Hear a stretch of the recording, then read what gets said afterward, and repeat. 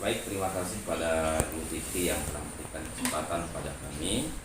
Selamat pagi kawan-kawan semuanya. Baik. Yang terhormat Wakil Kepala Sekolah, bagian kesiswaan, kurikulum, serta Bapak Ibu yang berbahagia beserta staf pada pagi hari ini.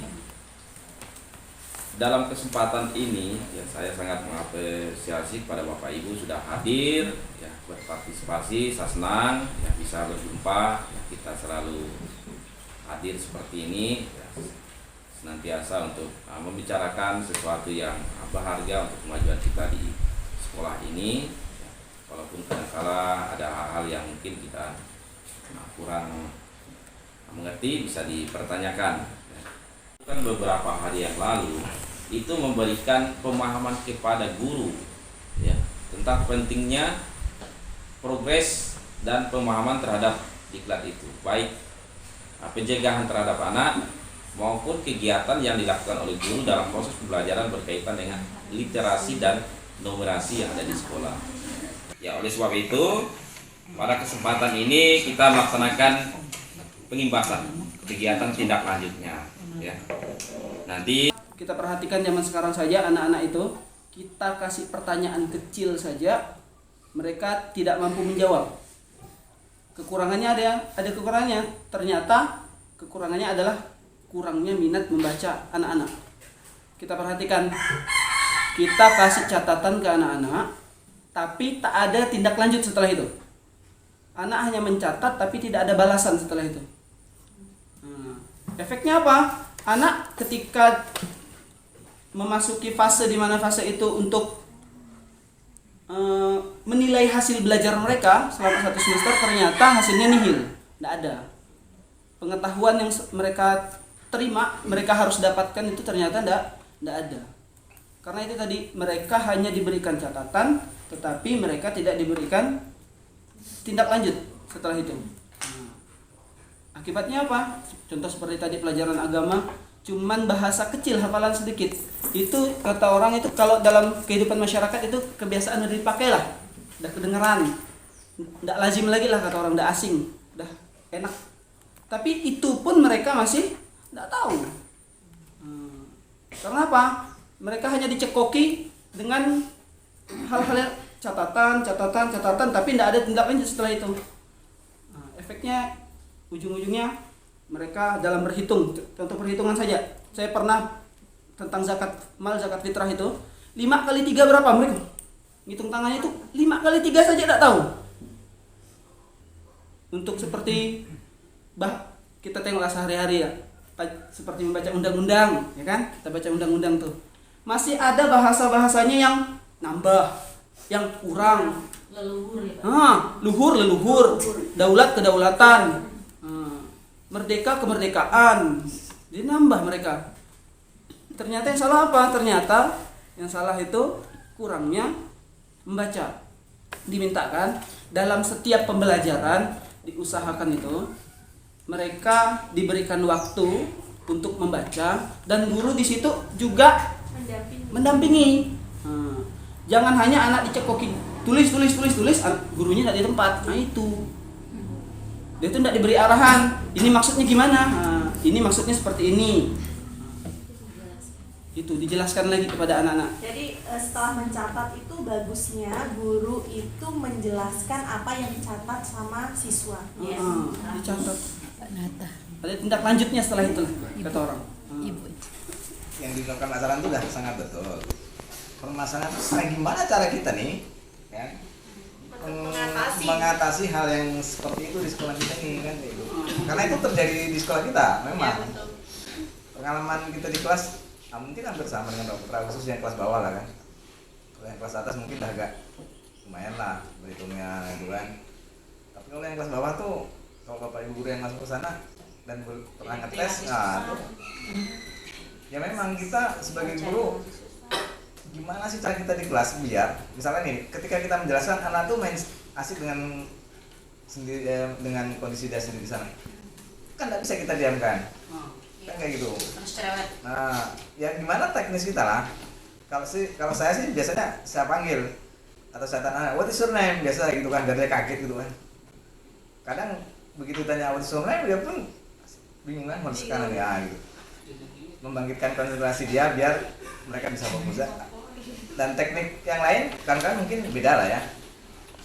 Nah, semua kita pernah mengalami itu gitu kan. Masa zaman sekolah kita dengan masa mereka tuh kayaknya berbeda memang. Kalau kita cerita pengalaman kita sendiri zaman kita SD jauh dengan kondisi mereka yang kita alami gitu kan. Misalkan kalau kita biarpun kayak saya pergi sekolah itu berjalan kaki 1 jam lebih, tapi di sekolah kita masih bisa berprestasi gitu kan. Nah, jadi alasan-alasan klasik yang seperti disampaikan Pak Caran itu ya gimana cara kita sebenarnya. Nah, perlu kesamaan konsep dalam menangani anak, saya pikir dalam beberapa hal. Misalkan contohnya tadi ketika siswa di luar kelas terdengar suara yang tidak nyaman, secara respect itu kita harus memang mau menegur gitu kan, atau peduli, ya langsung respon. gitu harusnya seperti itu. Dan yang saya amati kemarin pernah saya telepon itu pagi karena yang di sekolah itu misalnya ada Bu Desi, terus ada siapa lagi, saya melihat anak tuh bajunya nggak dimasukkan, sedangkan mereka sedang kumpul di depan. Saya masih di area kantin kan, jadi agak jauh. Jadi pas saya itu begitu melihat, ya langsung aja ditegur anak, jangan karena kalau dibiarkan ya mereka mikir nggak apa-apa kayak gitu. Dan masih banyak siswa kita yang begitu masuk di sekolah masih seperti itu. Dan ketika mereka lewat, kita ada di depan teras tuh kadang kita nggak peduli gitu Pak. Nah, itu yang terjadi kan dengan kita kayak gitu kan. Guru masih di depan, kaki diangkat di atas kursi. Mungkin seperti itulah sementara. Terima kasih. Baik, terima kasih. Saya mau menanggapi mengenai literasi dan numerasi.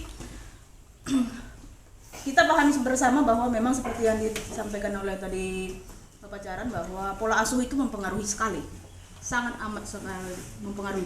Demikian juga pola asuh kita Bapak Ibu gurunya di dalam kelas. Saya sendiri secara pribadi untuk literasi, saya tidak mau membiarkan anak cuma mengatakan buka halaman sekian baca. Tidak, tapi kami biasakan, dan sepertinya respon anak-anak sangat baik sekali, adalah bergantian. Dari saat bergantian itu membaca, didapatilah kata-kata yang kurang tepat atau yang salah. Di situ saya akan mengulang sampai ada anak memang Bapak harus diulang katanya kalau demikian. Tapi saya katakan tidak apa-apa, supaya lidah terbiasa, daya ingat juga bisa menyimpan memori kata-kata yang tadi tidak biasa didengar menjadi biasa.